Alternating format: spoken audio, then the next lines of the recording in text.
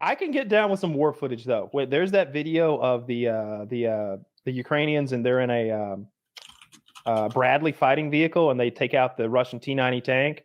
That's fucking cool. They're shooting that auto cannon, doo, doo, doo, doo, doo, and it's exploding off the T-90, blinding the T-90. The T-90's popping smoke. You could tell they can't see where they're going. They crash into a goddamn tree. Everybody jumps at it and tries to run, and it's like the Ukrainians just took out a tank with an APC. I saw footage today. The Russians were using horses. Yeah, me too. Oh, you did? Hell yeah. And the propagandist I was listening to was acting like they're, supply lines have totally failed. Their background infrastructure, everything is like just ruined, and they're devolved into like medieval tactics. Like that might be a little positive for the Ukrainians, but it can't be a good thing they're using horses. My guess is I've heard a lot about a lot of different vehicles being effective for this kind of war because there are like large areas to cover at times and there's rough terrain. And I guess it's starting to thaw. So I would imagine that it's getting muddy again. Maybe a horse is good. I know there's places that you just can't go without a horse. Or I was going to say we used horses in Afghanistan because like you're not gonna take a Humvee up a mountain like that. It just ain't happening. They've been using dirt bikes the previous couple years, and maybe it's just the dirt biker in me that's clearly better. There's not a horse alive that can keep up with my moderate talent on a dirt bike. Fair. I don't know. I would feel I haven't seen any horses get drone struck yet. I hope I don't. I'll feel bad if I see a guy galloping and the drone chasing him down. I'm gonna feel bad. But I've seen tons of videos of dudes on motorbikes and the drones coming, and they're like, "Oh no." And it's like, this is just like that scene from Terminator 3 that Taylor's never seen. Or it's actually Terminator 4 Salvation. And it's like, this is the reality. Like this is the world we live in, where a drone is chasing down a man on a motorcycle and blowing him up. And the guy that is controlling it is probably 25 miles away or something in a bunker. Like, God, that's such a crazy version of war. I didn't think that was the... Like when I was a kid, there was a bunch of future tech that we thought might happen. The flying cars have always been a big one, or just an alternative fuel, like a car that burned water, all sorts of stuff like that, and sorts of luxuries that we thought would be for everyone, maybe even space travel. But it turned out it was the death drones. That was the one that we financed the most. So we got the death drones. Every expert says I'm wrong, but I worry about our Navy based on what we've learned in the Ukraine war. Russia lost like a third of its Black Sea fleet to a country with no Navy. They're bad at their job. Every time they talk about that, they're like, look at these failures. Their systems were either off or not working.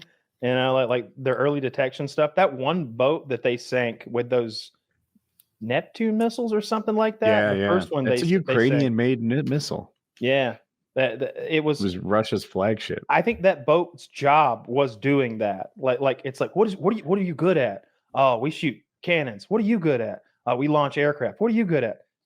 Just defense. We're really good at shooting stuff down that might come at us. But like the stuff was either not working or it wasn't being manned because they sank that fucking thing. Their naval. Was it an old boat or a pretty new boat?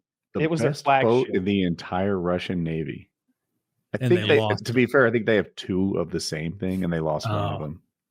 That's bad if you only have two. Well, they sank so many Russian boats that the Russians aren't occupying the sea with their boats anymore. They've got them parked. I don't know what it's called geographically, but I could point to it on a map. I don't know. It's in Russian territory in the Crimea, northeast of where they used to be.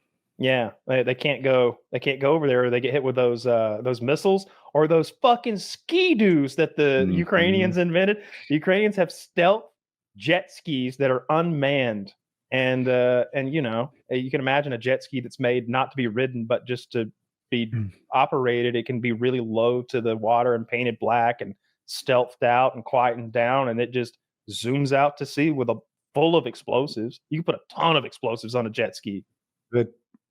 The thing that's in my mind is like just they're blowing up multi-billion-dollar boats with $15,000 jet skis, and I'm like, are we so different? Now let's assume America's a little harder to hit. All right, now we're going to $22,000 jet skis. Like it's still a asymmetrical. I think thing. All it takes is one jet ski slipping past the goalie, and it's. I don't think so. Well, no, that's true. It might be. Wouldn't it blow a big hole in the boat if it? It doesn't matter. Does that sink still a won't boat? sink. One hole? No. Oh, I don't know. I'm imagining the U.S. aircraft carriers are almost unsinkable from just a blowing holes in the side kind of point of view. Well, knock on wood. Well, I mean, it's happened before. But boats have been unsinkable before as well. That's true. That's one of those claims you shouldn't make. I bet that's bad luck in the seafaring. If you look at world. World War II, we refurbished those boats. Those aircraft carriers would go out, get completely shit on. We drag them back to shore limping and patch them up and send them back to war faster than the Japanese thought was possible. The Japanese would be counting our aircraft carrier and be like, all right, that's 3 down. It's like, no, that was 1 down. They fixed the other 2 in 3 months.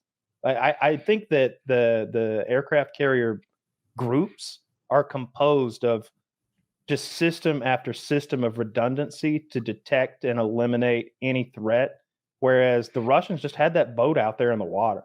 You know, if you see when we've got our aircraft carrier group driving together, I don't know exactly what it's composed of, but it's like 25 different boats who all are doing different jobs. And there's airplanes in the air all the time around them scanning the horizon. Mm-hmm. And then there's satellites in space looking down, analyzing all that.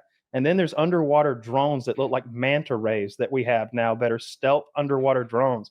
And there's the entire U.S. submarine fleet and anti-submarine fleet.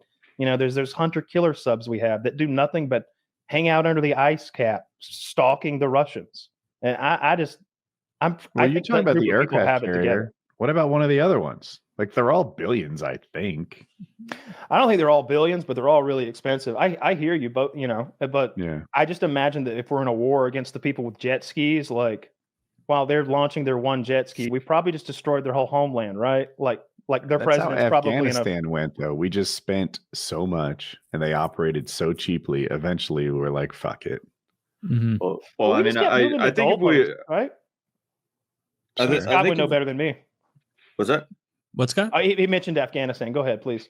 Oh, well, I mean, I don't know anything that Afghanistan's gonna fucking do to like take out our navy, but like in terms of like Russia or China or something like that, I think that would probably be a bit of a different war than with Ukraine, because like the Ukrainian war was basically like World War I Part 2 to my understanding. I'm not like an expert on it, but I know like a tiny bit about it.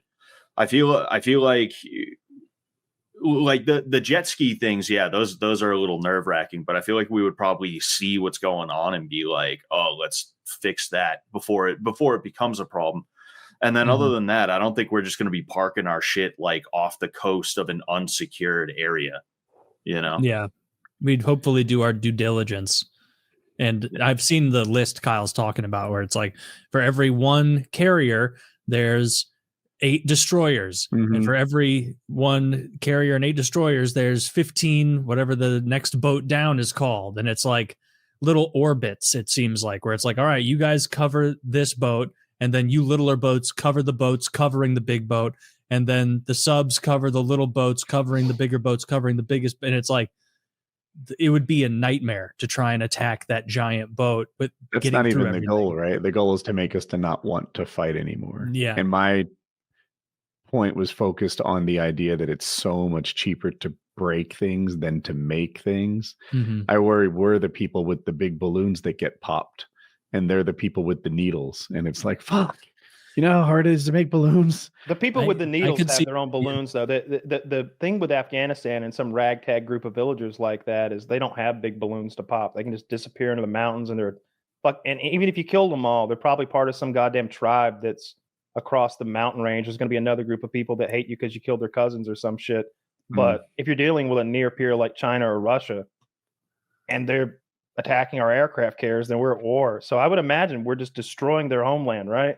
Like that's part of the war too. Is the first thing we go for. Oh, I can't wait till we destroy the 3 gorges dam and 500 million Chinese drown. That's why there's not going to be a war between us and China, because they fucking like have an anvil above 500 million people's heads that we can destroy whenever we want. That's unreal. To just have a dam that could kill like what's the actual number? Like 100 million people? No, I think it. Now I'm not sure, but I thought it's not like it would wash 100 million people away, but like it would destroy like water reserves and all sorts of things down the line, right? There are so many people in the flow of Three Gorges Dam and the dam above it. I Googled it. This is Google AI, so take that for what you will. Mhm. 360 million. That's bigger than America. Under Yes, one it under is. one dam. Yeah. That seems like an oversight. They need to get on that. Taiwan has enough missiles on their own to pop that dam. If they launched all of their fast missiles at it, they could destroy that dam. Like that's why there's not going to be a war with China like that.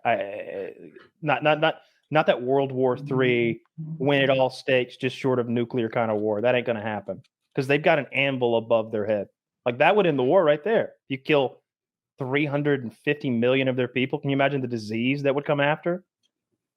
Like the devastation. Like it would be it would ruin the biggest country in the world. It's the world's largest power station by installed capacity.